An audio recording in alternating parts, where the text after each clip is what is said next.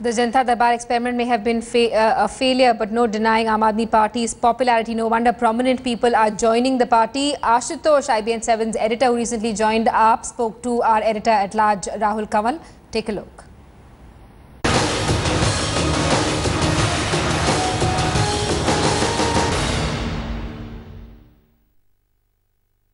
Questions are being asked, Ashutosh, about the ambiguous position of the Aam Aadmi Party on various issues of national importance. Naxalism, terrorism, Kashmir.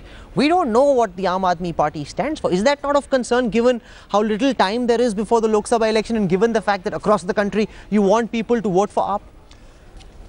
Rahul, I don't want to criticize media because I was a part of that media, but unfortunately media doesn't read the manifesto of a political party. Where is your manifesto? I haven't read your national manifesto. There's only been I was told by Yogendra Yadav that the national manifesto is still being prepared. 62 pages. It's still there and everything is clearly mentioned over there. You can you can see what is the position over there. But unfortunately people are just thinking that it is one issue party, which is not truth. No, so let me ask you about your party's position on terrorism. As an example, the BJP accuses you of being soft on terrorists, of having the same Batla house was a fake encounter position which Digvijay Singh came up with, the same position on Azamgarh, which is detrimental to India's national security. How can we, at times as turbulent as these, afford a weak policy on national security?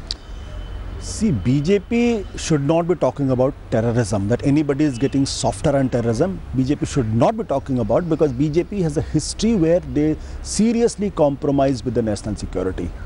It was during their regime the Kargil happened. It was during their regime the IC-814 the hijacking has happened, and where you know, the so-called big terrorists were released by them.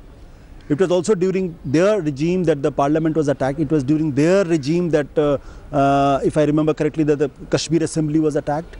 So it's no, but you're not answering the question. I'm answering the question. I'm answering the questions. The Aam Aadmi Party seems to have a very weak position on Kashmir, seems to have a very weak position on terrorism, on national security. How can you say that we have weak position on Kashmir? We heard what Prashant Bhushan told us in an interview. Prashant Bhushan, the Aam Aadmi Party has clearly said they don't subscribe to Prashant Bhushan's statement.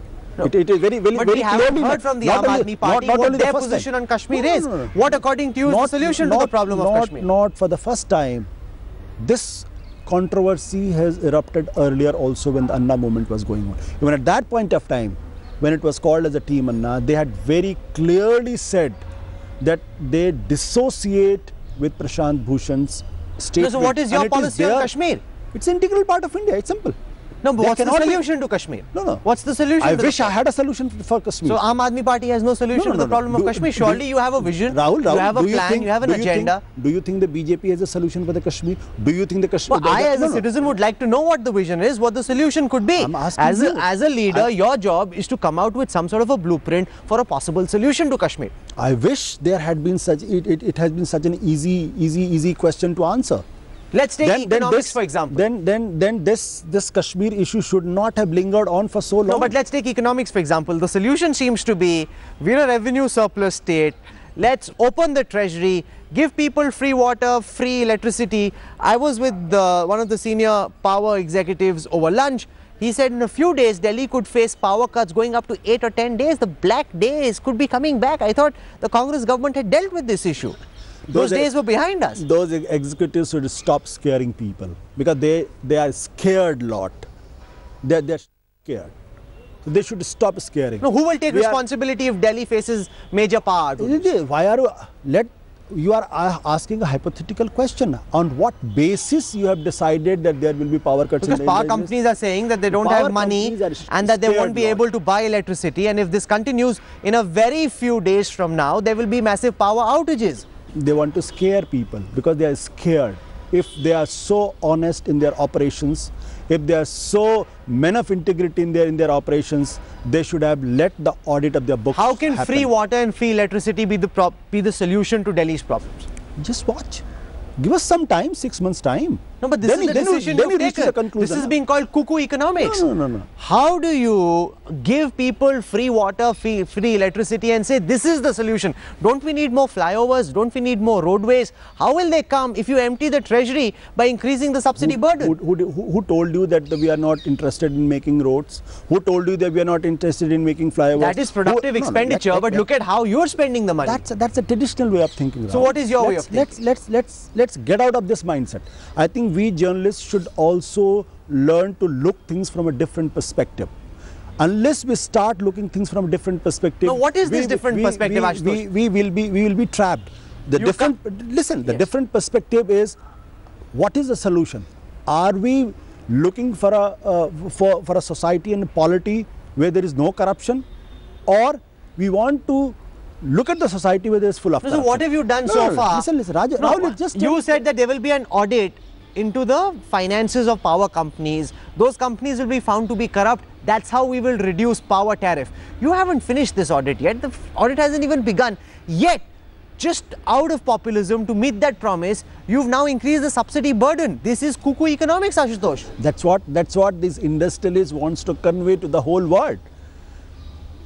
What do you want to convey? Because they are scared lot. I'm telling you, if these industrialists, if these people are so honest, let the audit happen. Because listen, the power subsidy has been given only for 3 months.